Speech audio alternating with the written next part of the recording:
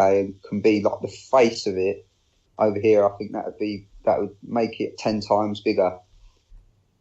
Yeah, I could see them using him as sort of like a big slot corner. Like, corner is sort of the wrong word. Sort of like a hybrid defensive back who, can match up when they're going up against Hunter Henry and Travis Kelce. But we'll see. Would you say it's similar to the sort of role that Minka Fitzpatrick will play? Yeah, I could see that. I could definitely see that. We were looking at trying to figure out what type of defense the Raiders would play this year, and a lot of people were saying there might be a 5 DB base, just playing just like what New England does, have one guy, hybrid safety and a linebacker. What do you think? You think there'll be a traditional 4-3 over defense or more of a hybrid? So you can play the run and the pass. There's no mismatches. Surprises.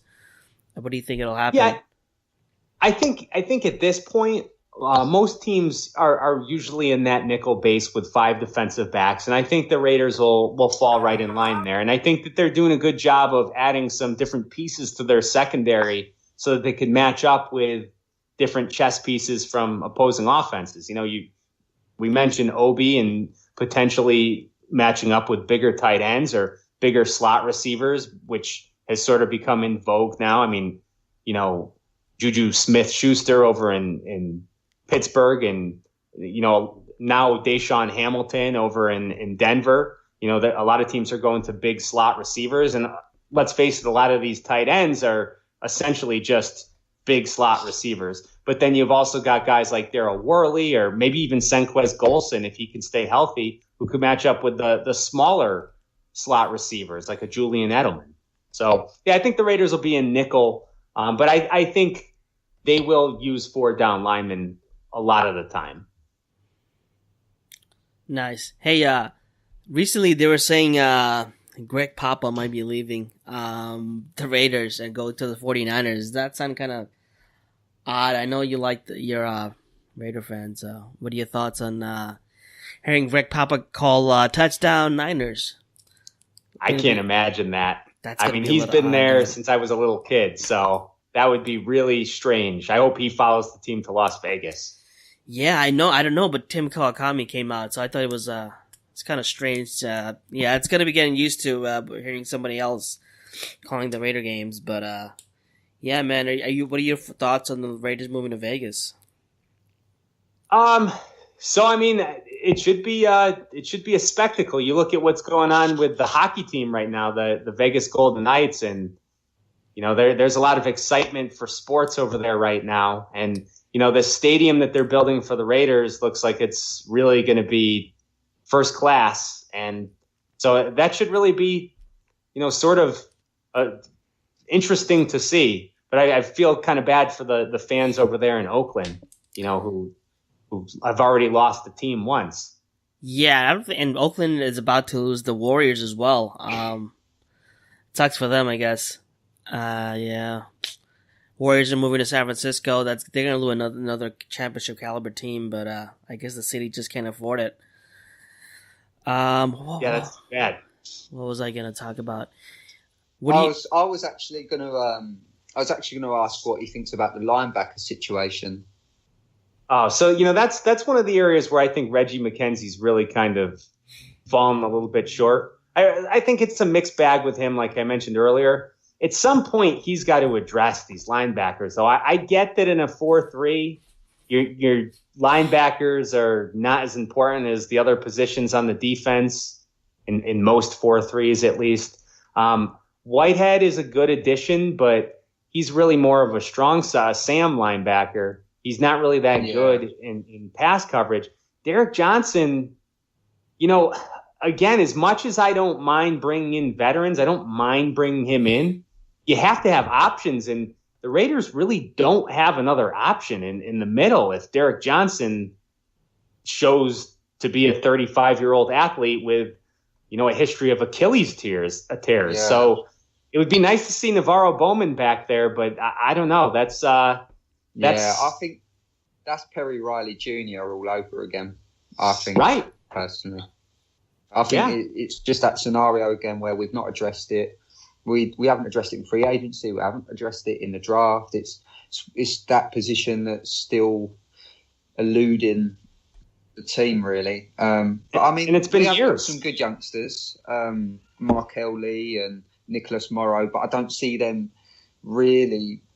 Apart from Morrow, I don't think he really is a middle linebacker anyway. But Marco Lee, I'm not sure. The jury's still out on him. Like we say, you've got to wait a few years to see how they develop. But it's going to be interesting to see how they get on. Absolutely, and Morrow, I know that they like him as a will linebacker, and he's really fast. So, and he showed a little bit, especially for being an undrafted rookie free agent out of Division III last year. So, we'll see what happens with him, but. Yeah, I'm with you. Markel Lee, you have to wait a little while, but the early impressions are not really anything that special, especially in pass coverage. And, at some point, I just think that this team needs to do something other than, pumping fifth and sixth round draft picks into the middle linebacker position. One thing that will be interesting is Jason Kabinda from Penn State. He was an undrafted free agent. I thought he was one of the better middle linebackers to not get drafted. So it'll be interesting to see if he could make the team. See, I actually have said to quite a lot of people that he will make the roster. That is my bold prediction. I think he will make the roster. I just see that sort of area of need is there, and he's the only real sort of solution to that problem. So he might get a fair chance at it because of obviously the need, and he's young and obviously looking to prove himself. Yeah, I really think he could make it too. I'm with you on that. Yeah.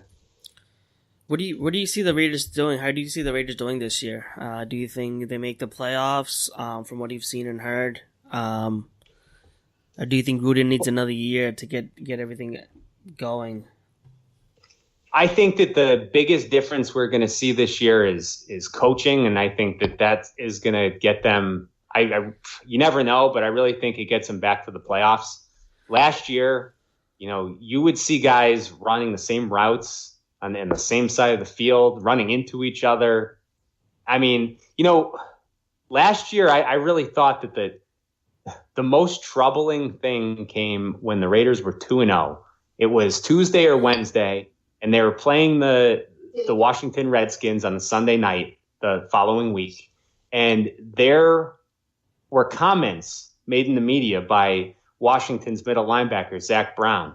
And he said, this team thinks that they're coming in here and they're going to throw the ball all over the place. Well, that's not happening. And I'll tell you, when I heard that, and this was before the game, I had flashbacks to their Super Bowl against John Gruden, where the Tampa Bay Buccaneers had all of the audibles for the Raiders offense, before the game. And, I think what we saw, and starting in that Washington game, was just the offense was not coached well enough. It was too simplistic. Opposing coordinators figured it out early, and the Raiders were never able to adjust.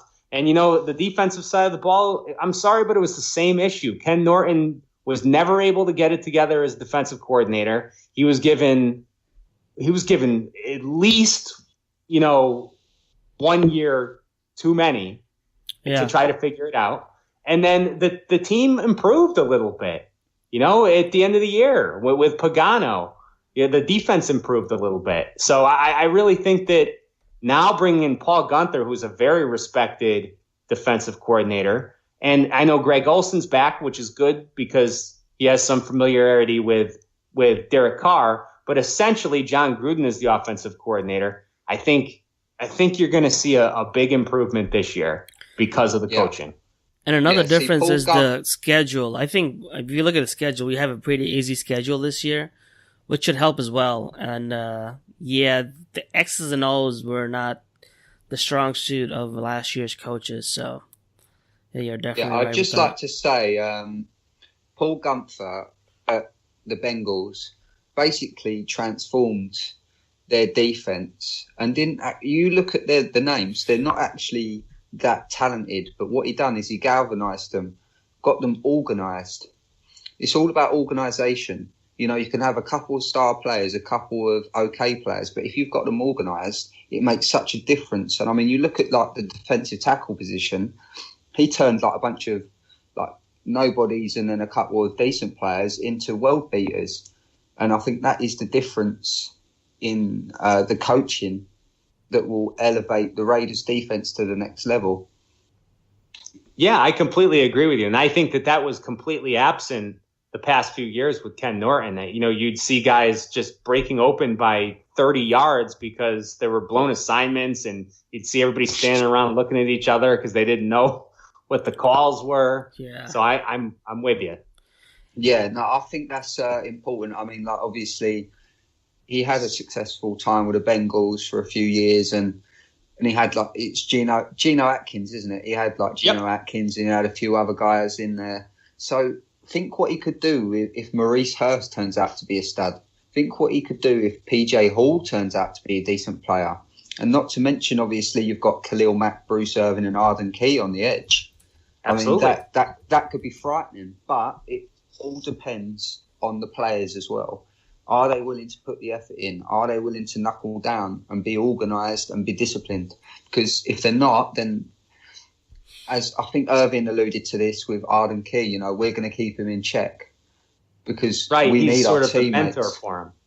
Right. Yeah, we need these guys in check. We need these guys on the field. They're no good to us if they're not participating. Right, and I think that goes back to what I was saying about free agency earlier. You know, now you've got a lot of options on that defense. You know, now you don't have to worry about, well, Dexter McDonald and Antonio Hamilton have to come in and play cornerback because you've got a bunch of guys there who are competing. You're going to have a lot of depth. If one of those guys rises to the occasion, has a big offseason and carries that in the training camp, then he makes the team, and you're okay with that because that goes along with what you're saying. You know, he's rising to the occasion. But if not, now you've got Sharice Wright and you've got, you know, Golson, and, you know, Gilchrist could play in the slot, and, you know, lot of – right. Well, Melvin should be pretty good too, and Daryl Worley, and they have a lot of options there. Yeah, no, that's it. It's all about options and basically getting all little pieces together. It's like a jigsaw. You know, if there's a piece missing, it's not complete. But if that piece is there and you can put it in, then it's complete. So tell us a little bit about what's next in store for you guys. When do you start watching tape for the next year? And do you have you guys identified the blue chippers coming out next year already, or what? Now, you know, we sort of take a little bit of a breather after the draft because the amount of time that we put into it, probably starting at some point in the fall, but really, really ramping up in January until the draft is incredible. I mean, Ray and I both really just work around the clock. I mean, we don't get to bed until like, well, I know I could speak for myself. I sometimes don't get to bed until like 1 or 2 in the morning. My fiance usually hates me by the time the draft gets here. She's actually really good about it. I usually get her flowers for draft day, but she, you know, she has to put up with me putting a lot of time into it. So for us, you know, during the next couple of months, we're actually going to shift our focus a little bit to fantasy football, and provide some content with that. But then our draft coverage will ramp back up in the fall, and then a lot more in the winter next year, just like it has for the last, 11 or 12 years. Oh, nice. What do you where do you see Coop in fantasy? Do you think he goes? What round would you take Coop? So he's going to be a high volume target, I think, even with Bryant and Jordy Nelson there. One thing that scares me a little bit about Amari Cooper in fantasy football is in the past he's never really been a red zone target. It's always been well, Crabtree. Now you'd have to figure Jordy Nelson, and in the past Seth Roberts. Although I don't think Seth Roberts will be there.